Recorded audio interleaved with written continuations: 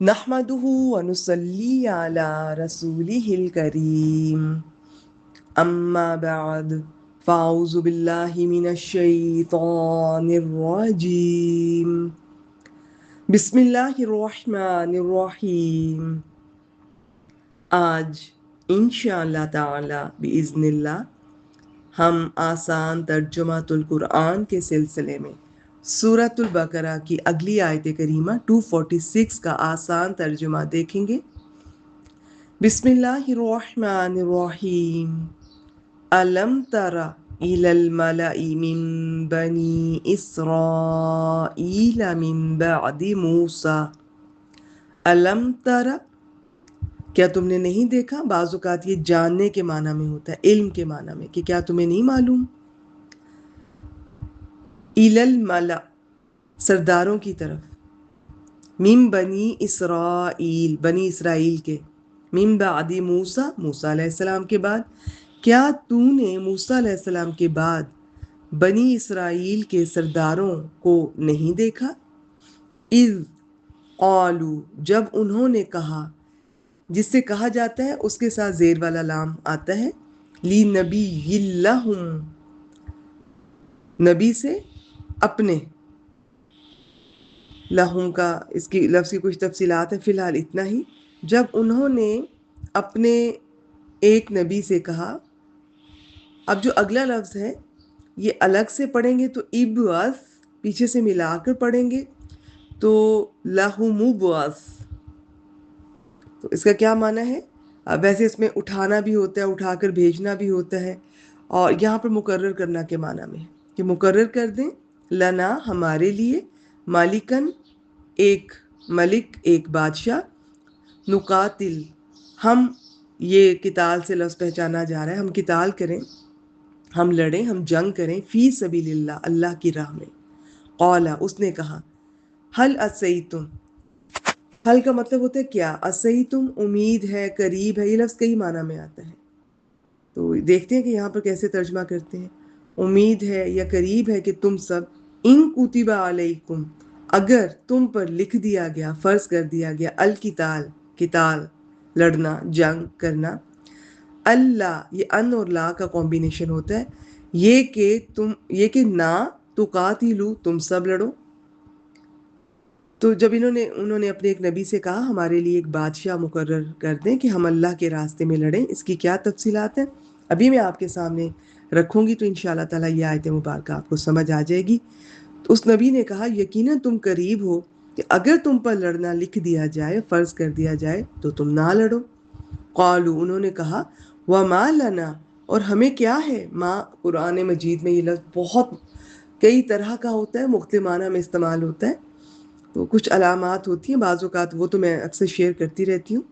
یہ ماں جو ہے یہ اب یہاں پر کیا کے معنی میں ہے، سوال کے معنی میں، استفہامیہ کہتے ہیں۔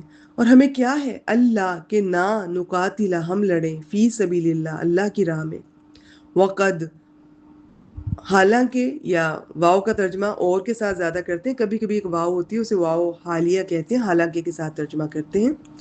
قد اخرجنا، ہم نکالے گئے، یہ خارج ہونے سے، نکلنے سے یہ لفظ پہچانا جا رہا ہے۔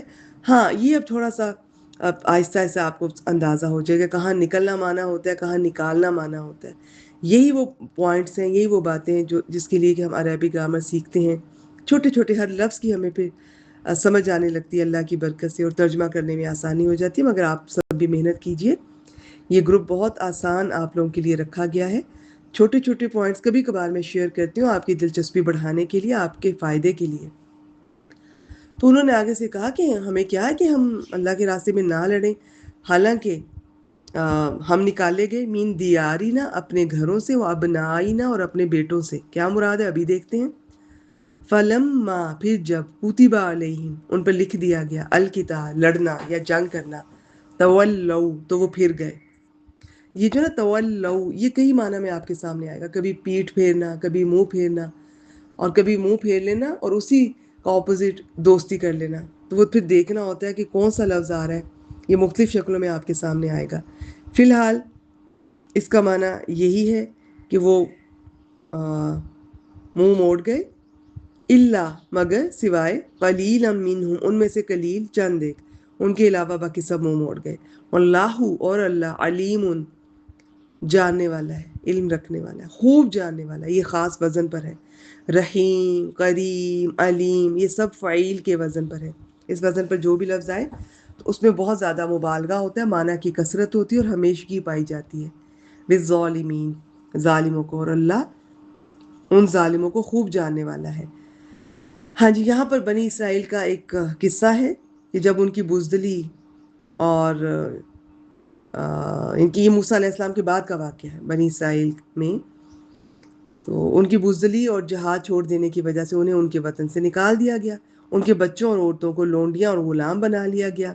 तो उनके सरदारों ने उस वक्त के नबी से दरख्वास्त की कि आप हमारे लिए एक बादशाह मुकर्रर कर दें ताकि हम अल्लाह की राह में लड़ें। नबी को उनके आदतों का, हरकतों का अच्छी तरह अंदाज़ा था। उन्होंने कहा कि अच्छी तरह देख लो, जब तुम पर किताल फ़र्ज़ हो गया तो तुम नहीं लड़ोगे। उन्होंने कहा हम अल्लाह की राह में क्यों नहीं लड़ेंगे जबकि हमें हमारे घर और बेटों से निकाल दिया गया। आखिर नबी का अंदाज़ा दुरुस्त निकला, लड़ने के लिए चंद लोग ही रह गए, मगर अल्लाह ताला ने जिहाद में इस्तकामत की बदौलत उनको भी फतह अता फरमा दी। इससे जहाद छोड़ने का नुकसान यानी वतन और सल्तनत से महरूमी और अहलो एयाल का दुश्मन की गुलामी में चला जाना बयान करना मकसूद है, और उसका इलाज भी कि ये खोई हुई इज्जत जिहाद के बगैर किसी सूरत दोबारा हासिल नहीं हो सकती। इससे ये भी मालूम हुआ कि मुसलमान अगर अपना वतन हासिल करने के लिए लड़ें तो ये भी जिहाद फी सबीलिल्लाह है, क्योंकि ज़मीन पर कुफार के कब्ज़े से अल्लाह का कलिमा नीचा और मुसलमानों के कब्ज़े से अल्लाह का कलिमा बुलंद होता है। आज के लिए इतना ही। वाखिर दावाना अनिल हम्दुलिल्लाहि रब्बिल आलमीन।